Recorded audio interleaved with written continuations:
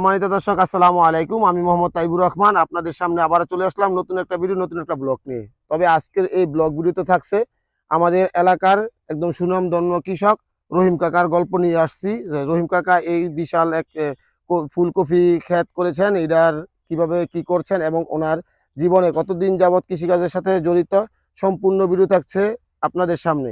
তবে আশা করি আপনার না টেনে সম্পূর্ণ ভিডিও দেখবেন। আসসালামু আলাইকুম। ওয়ালাইকুম সালাম রাহমাতুল্লাহ। রহিম কাকা কেমন আছেন? আলহামদুলিল্লাহ। আমরা তো আপনাকে ঠিক ছোটবেলা থেকে দেখে আসতেছি যে আপনি কৃষির সাথে জড়িত। তো হুম। আমি দেখলাম যে আপনি বিশাল একটা ফুলকপির বাগান করেছেন। তো এটার জন্য আমি আজকে আসলাম আপনার এই ফুলকপি এ, কিরকম পরিমাণ হয়েছে এবং চারা থেকে এই পর্যন্ত আপনার কত টাকা খরচ হয়েছে? তো আলহামদুলিল্লাহ মোটামুটি সারা থেকে মনে করো 15,000 টাকা মতো খরচ হয়েছে। পরে মনে হয় 60-70-80 হাজার টাকা বিক্রি হইব। আলহামদুলিল্লাহ দর্শক, আপনারা হয়তোবা শুনতে পারছেন যে 15 থেকে 20 হাজার টাকা উনি খরচ করেছেন এবং 60 থেকে 70 হাজার টাকা উনি বিক্রি করতে পারবেন। আচ্ছা রহিম কাকা, আপনি কত বছর যাবত এই কৃষি কাজের সাথে জড়িত? আমি কৃষিকাজের সাথে জড়িত জীবনের প্রথমেতে শেষ পর্যন্ত ইনশাআল্লাহ এই কৃষিকাজের মধ্যে আছি।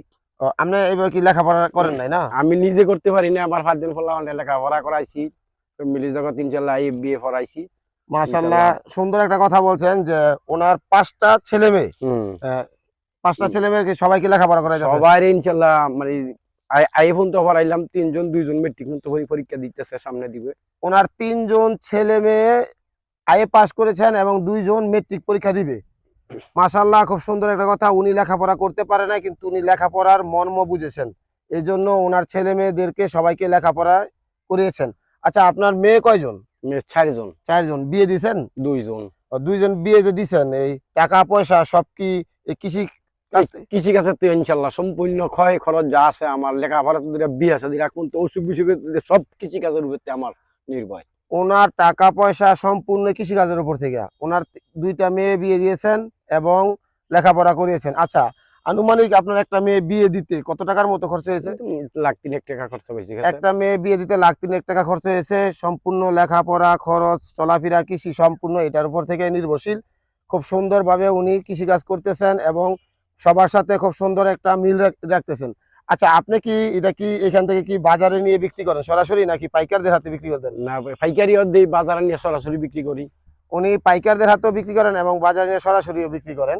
তবে আজকে আমি যে বিষয়টা জানতে পারলাম যে, আচ্ছা, এখন কৃষিতে লাভ বেশি নাকি আপনারা যখন ছোট ছিলেন তখন কৃষিতে লাভ ছিল বেশি? না, হে সময় তো খাইয়া ঘুরছে বাপ মা, তাইলে তো আমি নিজে হলে লেখাপড়া করতে পারতাম, বাপ মা করাইতে পারতো। হে সময় তো খরচ যা হয়েছে তা ওই আর 3 দিন টান ফিরে থাকতো।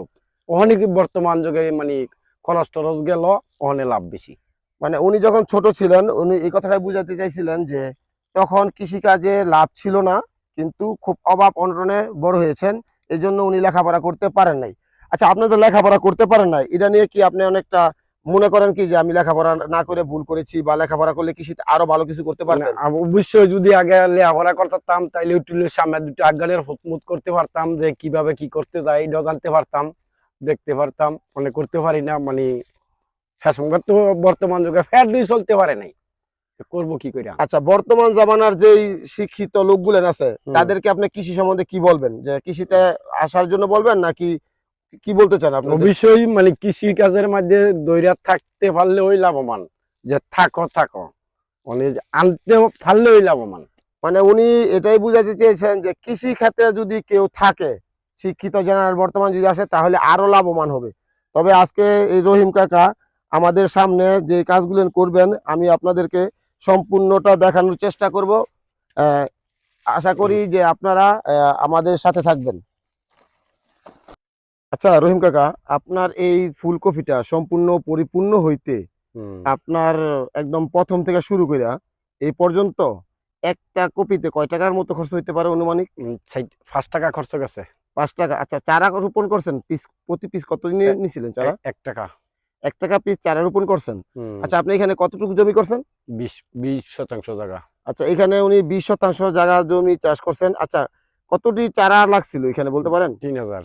3000 চারা লাগছিল। আচ্ছা, এটা সম্পূর্ণ পরিপূর্ণ হইতে কতদিন সময় লাগে? এই 70 দিনের 80 দিন। 70 থেকে 80 দিনের ভিতরে এতে ফুলকপিটা ফুলকপিটা কাটা পড়বে। একদম পরিপূর্ণ ফুলে আপনি কাটতে পারবেন? হুম।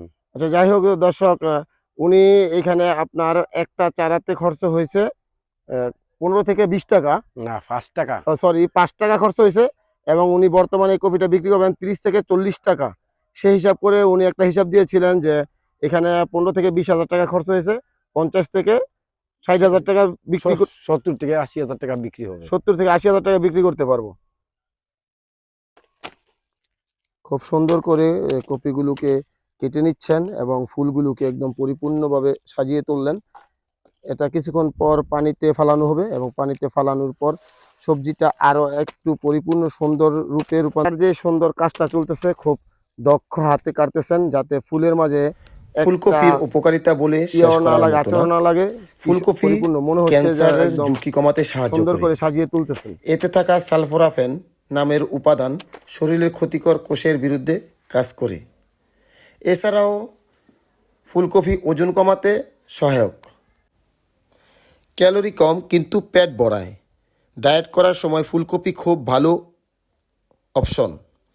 হজমে সহায়ক, এতে প্রচুর পরিমাণ ফাইবার থাকে যা কোষ্ঠকাঠিন্য কমায় এবং পেট পরিষ্কার রাখে। ডায়াবেটিস নিয়ন্ত্রণে সহায়ক। কম শর্করা ও বেশি ফাইবার থাকার কারণে রক্তের সুগার হঠাৎ বাড়তে দেয় না। ফুলকপি হাড় ও দাঁত মজবুত করে। এতে ভিটামিন কে, ক্যালসিয়াম থাকে যা হাড়ের জন্য উপকারী। মস্তিষ্কের জন্যও এটা খুব ভালো উপকার রাখে। ফুলকপিতে ক্যালোরি আছে যা স্মৃতিশক্তি ও ব্রেন ফাংশন ভালো রাখতে সাহায্য করে।